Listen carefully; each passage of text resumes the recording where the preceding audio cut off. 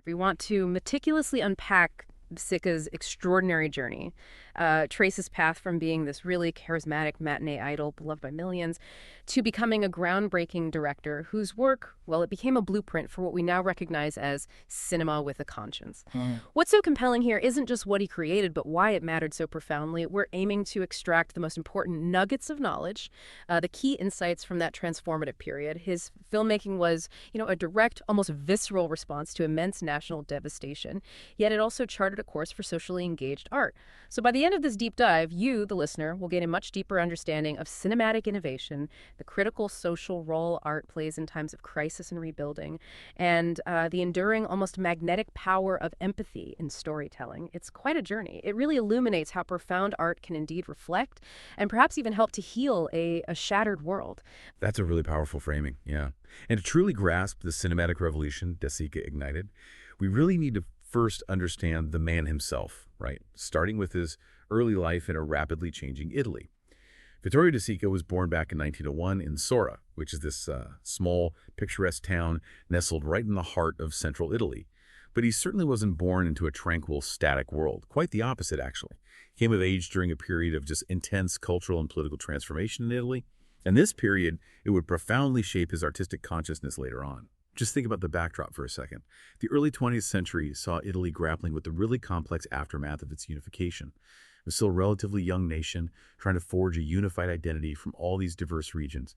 And this led into a time rife with, well, profound social unrest, significant economic disparities, the industrialized North versus the agricultural South, and of course the unsettling, relentless rise of fascism. So a young De Sica would have observed this burgeoning nationalism, widespread poverty existing right alongside periods of opulent excess, and the growing political polarization that ultimately culminated in Mussolini's authoritarian regime. This wasn't just abstract history for him. It was the vivid, inescapable, everyday reality of his formative years.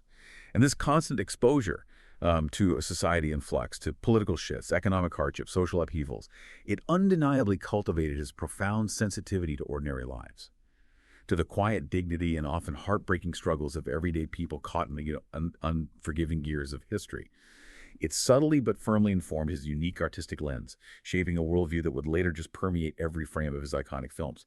His art it teaches us that true societal understanding often begins with witnessing that quiet dignity in everyday struggles, especially when everything's in chaos. That's a critical distinction to make, yeah. And what's truly fascinating here is that before he became this groundbreaking director, this architect of profound realism, De Sica was already a household name, a beloved screen personality across Italy all through the 1930s and 40s. He wasn't directing gritty dramas or social critiques back then, no. He was the go-to guy for romantic comedies and, light dramas. You have to picture his on-screen persona. Strikingly handsome, impeccably dressed, this undeniable natural charm and an innate elegance that just drew audiences in. He was the quintessential matinee idol, representing an ideal of sophistication and ease. His films often featured, witty banter, mistaken identities, and ultimately triumphant romance. It was a world away from the stark realities he would later depict. His appeal offered a vital form of cinematic comfort, really, and aspiration during a period of escalating anxiety. I mean, people were facing rising political tensions, the tightening grip of a totalitarian regime, economic uncertainty, and then the looming and then actual shadow of World War II.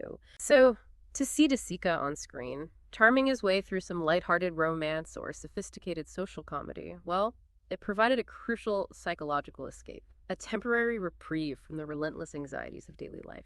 He represented an ideal, didn't he? A flicker of joy or simple beauty in an increasingly dark and oppressive world. He was popular because he offered warmth, humor, lightness, just when people desperately needed it.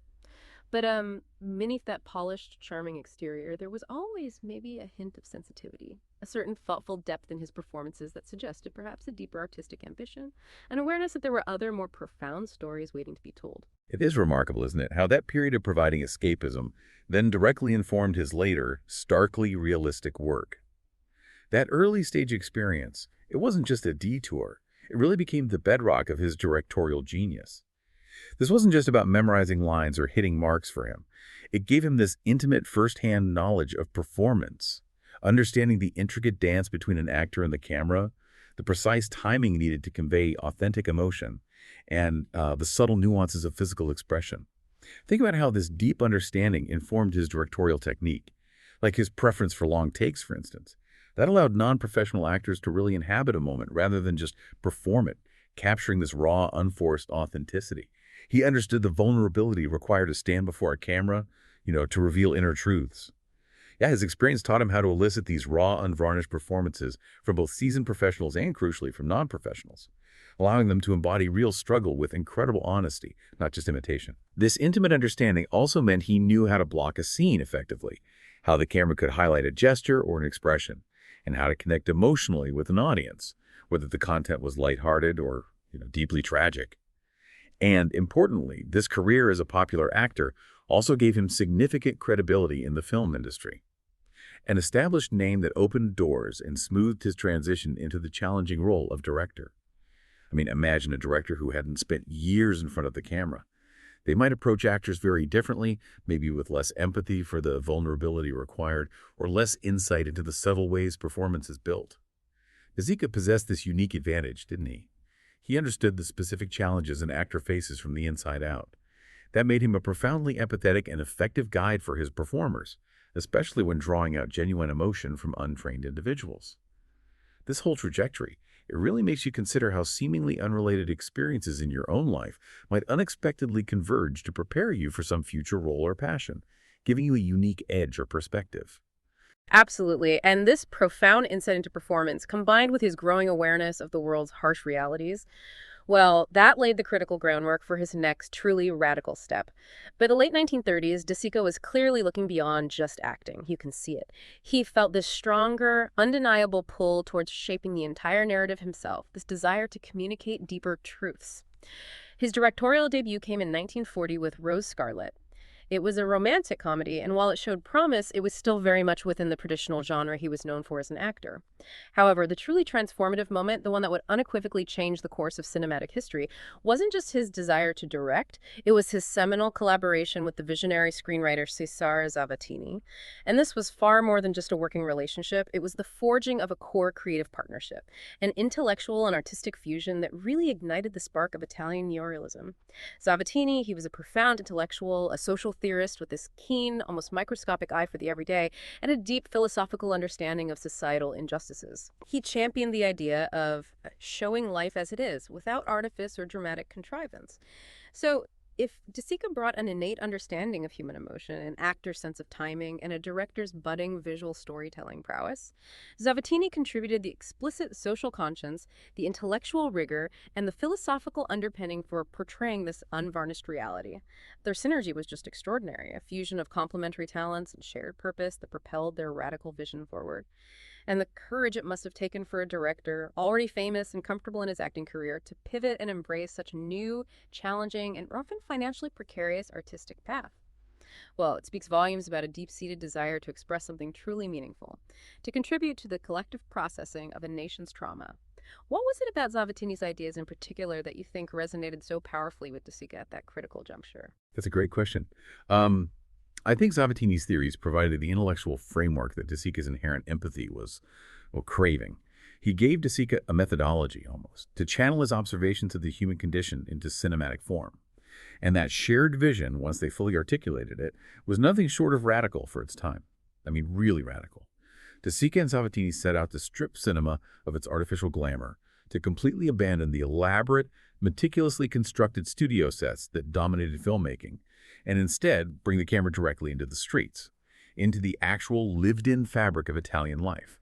To really understand the profound impact of this, you have to contrast it sharply with the prevailing cinematic norms of the 1930s and 40s.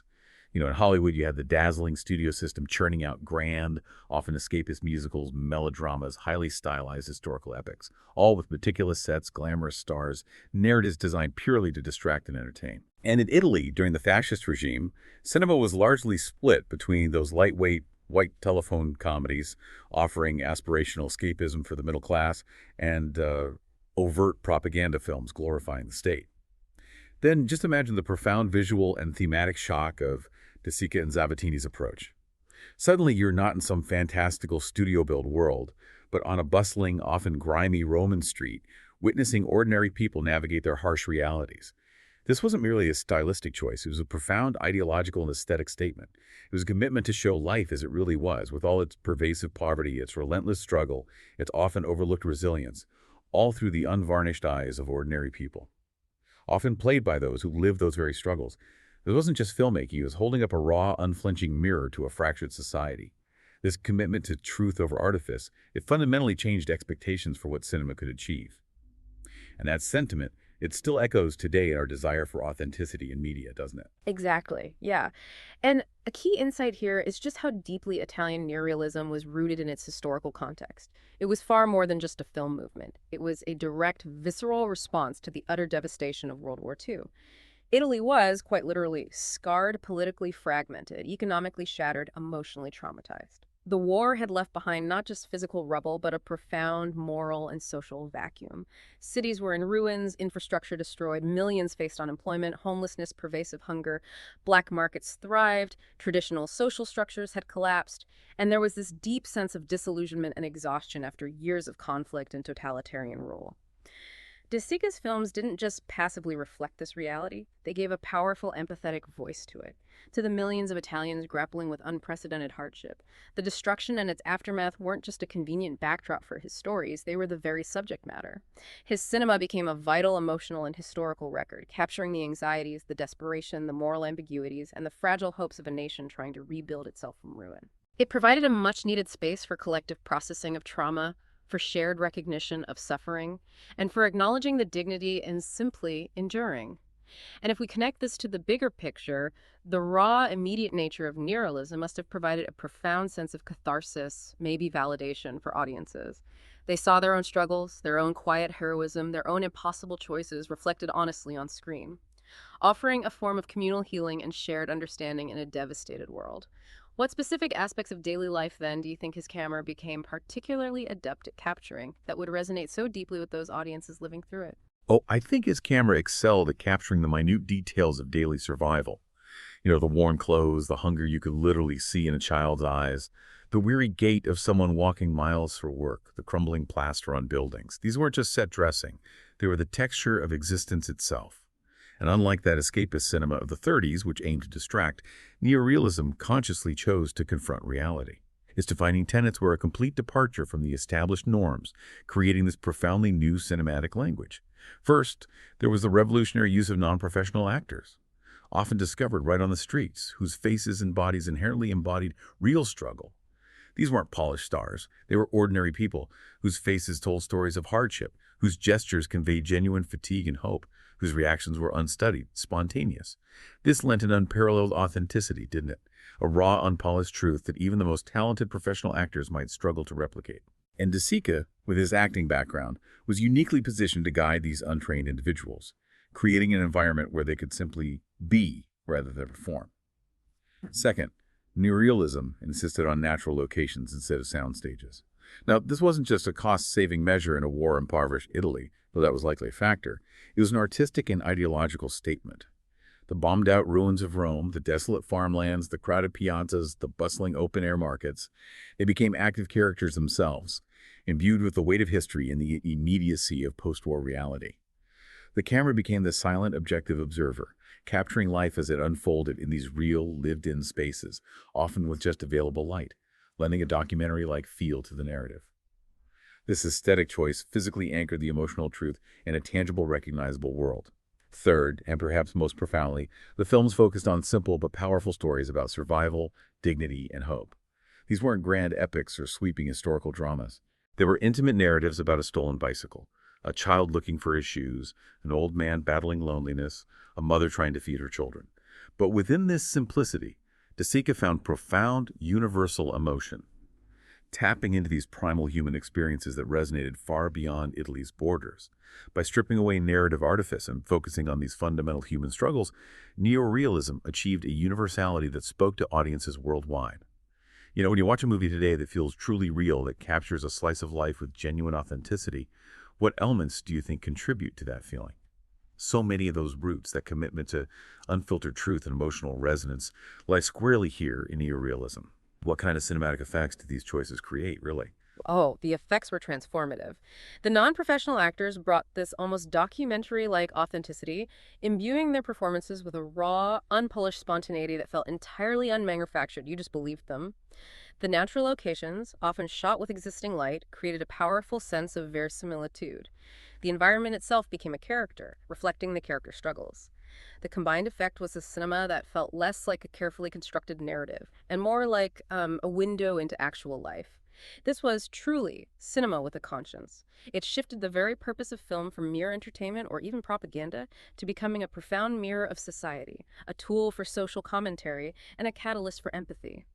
And in this seismic shift, De Sica was its beating heart, the master orchestrator. His unique blend of cinematic intuition, profound human understanding, and his unwavering commitment to truth allowed him to breathe life into Zavattini's radical theories. He demonstrated that by focusing on the seemingly small, everyday struggles of ordinary people, by giving voice to the marginalized, you could illuminate the largest societal truths about class, justice, human resilience. This approach moved cinema from being merely a spectacle or an escape to becoming a powerful instrument for social commentary and an essential means of fostering empathy, laying crucial groundwork for future socially conscious filmmaking worldwide. His work essentially showed us that the most powerful stories often aren't found in grand fantasies, but in the raw, immediate, and often uncomfortable truth of human experience, seen through a camera that doesn't judge but strives to understand. Right. So with that incredible foundation laid, let's talk about his masterpieces. The films that really cemented his legacy and sent shockwaves through the global cinematic landscape. First up is Shoeshine, Lucia, from 1946.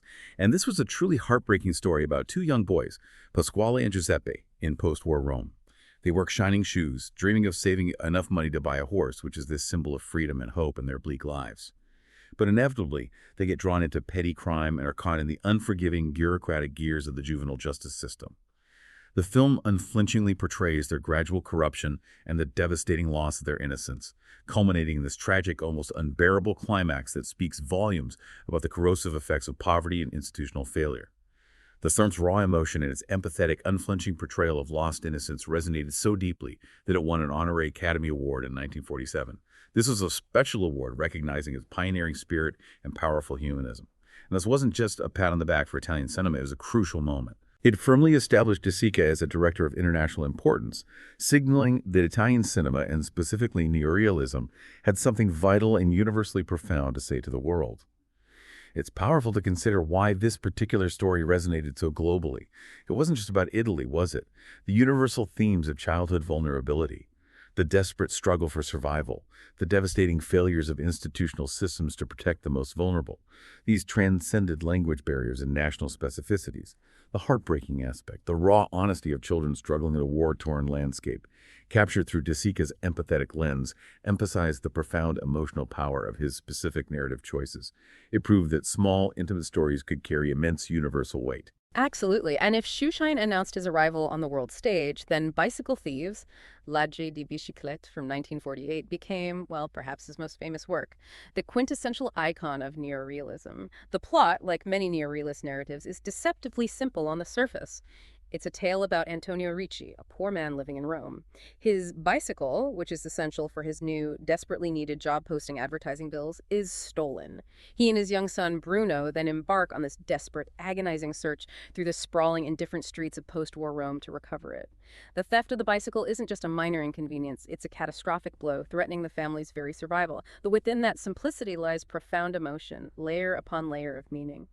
This film isn't merely about a bicycle, it's a searing indictment of a society struggling to rebuild. It's about dignity in the face of destitution, about the unbreakable bond between a father and son, and the crushing weight of systemic poverty that can strip away a person's livelihood and indeed their humanity in an instant.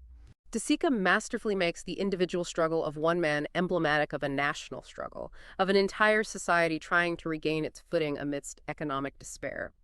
We see Antonio's shame, Bruno's unwavering loyalty, and the grim reality that justice is often inaccessible to the poor. The film became a symbol of neorealism worldwide and is consistently ranked among the greatest films ever made. It profoundly impacted how people perceived real cinema, demonstrating that epic struggles could be found in the mundane, that heroism could reside in simply trying to survive. What's fascinating here is how a seemingly small, everyday event like a stolen bicycle can reveal so much about the human condition and the larger societal forces at play, forcing us to confront uncomfortable truths. This is the quintessential neorealist revelation, isn't it? The profound truth often hides not in grand narratives, but in the micro struggles of the common person. It's so striking, yeah, something so everyday can carry such immense weight. And here's where it gets really interesting, I think, showing De Sica's extraordinary artistic range beyond the purely observational. While Bicycle Thieves cemented his neorealist credentials, Miracle in Milan, Miracolo a Milano, from 1951, proved that he wasn't limited to purely documentary-like storytelling. Not at all. This film was a magical blend of gritty realism and fantastical allegory. It's still centered on the impoverished and marginalized, specifically a community of homeless people living in a shanty town on the outskirts of Milan. However, it introduced elements of magic and fable into their struggles. The protagonist, Toto, an orphan, possesses the ability to make good things happen through the power of his innocence and a magical dove. Now, this was a bold artistic choice, wasn't it? While still deeply rooted in real-world struggles reflecting the desperate living conditions of Italy's post-war poor, the introduction of magical elements showed this daring willingness to experiment and expand the very boundaries of what neorealism could be. It demonstrates that realism doesn't necessarily mean purely factual or journalistic. It can also encompass emotional truth expressed through different, even fantastical forms. The magic here wasn't escapist in the traditional sense, though. It served as a poignant, bittersweet commentary on hope, exploitation, and the enduring human spirit in the face of overwhelming adversity. It showed that the heart of neorealism, its profound empathy and unwavering focus on the human condition, could be adapted and explored in new, imaginative ways without losing its core social message. It was like a fable for a shattered nation, maybe. A hopeful counterpoint to the relentless despair often depicted. Exactly. A hopeful counterpoint. That's a good way to put it. And then in 1952 came Umberto D., a film that De Sica himself considered his finest work, even though it was less commercially successful at the time, which is interesting in itself. This film is a devastatingly honest portrait of Umberto Domenico Ferrari, an elderly, retired civil servant struggling with crushing loneliness and pervasive poverty in Rome. It's just an unflinching look at the indignities of old age, the struggle to maintain dignity in the face of destitution, and the quiet despair of being forgotten by a society that has little use for its elderly. We watch Umberto try to sell his watch to pay the rent, sneak food for his beloved dog Flake, and desperately cling to any shred of self-respect while facing eviction and isolation. It's quite harrowing. The irony of his personal favorite being less commercially successful is something artists often face, right? It happens when they push boundaries or delve into uncomfortable raw truths that might not be universally palatable or easily digestible for mass audiences. So why would a director consider such a devastating portrait of loneliness and vulnerability his finest? I think it speaks volumes about its raw honesty, its uncompromising depiction of human vulnerability, and its profound empathy for those often overlooked, the forgotten members of society. It wasn't about pleasing crowds or offering a hopeful narrative. It was about capturing an essential, albeit difficult, truth about human existence. And this raises an important question for us all, doesn't it? What does it say about an artist's priorities, commercial success versus artistic integrity, and deeply personal, often challenging expression? And for you as a discerning viewer, do you have a favorite film or book that isn't widely popular but resonates profoundly with you, perhaps for similar reasons of raw, unflinching honesty? That's a profound thought, yeah.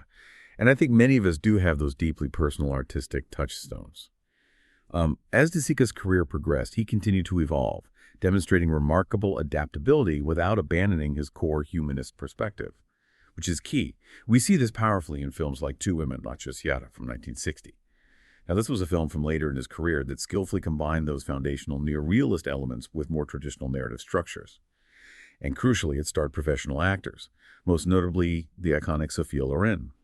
The film, set during the final tumultuous years of World War II, follows Cesare, a widowed mother, played by Loren, and her young daughter Rosetta, as they attempt to flee the bombing of Rome for the relative safety of the countryside. They endure profound hardship and unimaginable trauma along the way, including a brutal assault that leaves deep emotional scars. Now, while Two Women still retain those undeniable neorealist sensibilities, the focus on ordinary people caught in extraordinary traumatic circumstances, the gritty reality of wartime suffering, the use of natural evocative locations, it seamlessly integrated a more traditional character-driven storytelling arc and leveraged the immense star power of Loren. This demonstrated De Sica's remarkable adaptability and his ability to work within different industry frameworks, even with established stars, while maintaining his core artistic integrity and humanist perspective. And the film was also groundbreaking for another reason. Sophia Loren earned an Academy Award for Best Actress for her visceral and unforgettable performance, a truly monumental achievement, as it was the first major Oscar ever given for a foreign language performance. This wasn't just a personal triumph for Loren. It marked a significant moment for foreign-language cinema on the global stage, proving its artistic merit could rival Hollywood's own, and really opening doors for future international recognition. And this recognition wasn't just a one-off anomaly either. De Sica's genius was profoundly and repeatedly recognized by Hollywood, which, let's be honest, often looked inward, favoring its own productions. He achieved an incredible, unprecedented feat, winning 4 Academy Awards for Best Foreign Language Film, a record that, remarkably, still stands to this day. Just to put that into perspective, those awards span decades of his prolific career, underscoring his enduring influence and relevance. Shine received its honorary award way back in 1947, acknowledging its pioneering contribution. Then Bicycle Thieves won the competitive award in 1949, solidifying his international reputation.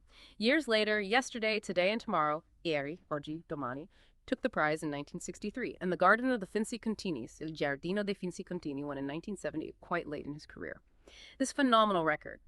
It's not just about a collection of trophies, is it? It's about proving that stories told in a specific local context, imbued with deeply human themes, could cross linguistic and cultural barriers with extraordinary success and achieve universal resonance. It demonstrated to the world that authentic, emotionally resonant storytelling, regardless of origin or language, possessed an undeniable power.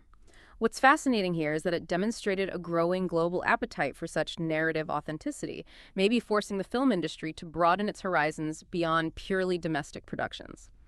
Awards often reflect larger cultural shifts and evolving tastes, don't they? But this record tells us a great deal about the changing perception of non-Hollywood cinema, moving it from a niche interest, perhaps, to a globally celebrated art form capable of shaping artistic discourse worldwide.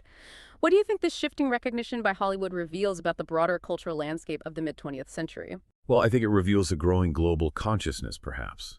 A willingness to look beyond one's own cultural lens, spurred maybe by the shared experience of the war itself, to recognize shared humanity in stories from elsewhere. And beyond his landmark neorealist works, De Sica continued to be this dynamic force in cinema for decades. By the 1960s and 70s, he was gracefully moving between different genres and styles, showcasing a versatility that extended beyond the strict confines of neorealism, even while retaining its underlying humanism. He continued to act extensively too, often appearing in both Italian and international productions, which proves his enduring love for performance and his comfort and skill in front of the camera. Sometimes, apparently, even taking acting roles just to fund his own directorial projects. He directed films that showed his breadth of talent, exploring diverse narratives and cinematic approaches, from social comedies to sophisticated dramas. And this aspect of his career is important because it highlights his adaptability and longevity. While his most profound and transformative legacy is undeniably tied to neorealism, those films that so powerfully captured the zeitgeist of post-war Italy, his ability to evolve, to continue working in diverse roles and genres, truly speaks to a multifaceted artist who never stopped exploring the possibilities of storytelling. He wasn't just the architect of a single groundbreaking movement.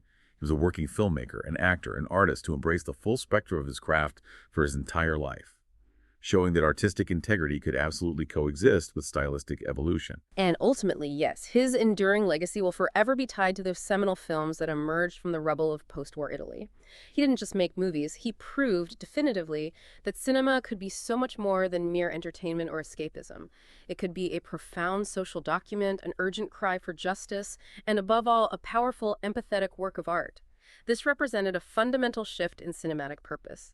It elevated film from being just a spectacle to becoming a crucial voice for the voiceless, a living historical archive, and a potent catalyst for social understanding and change.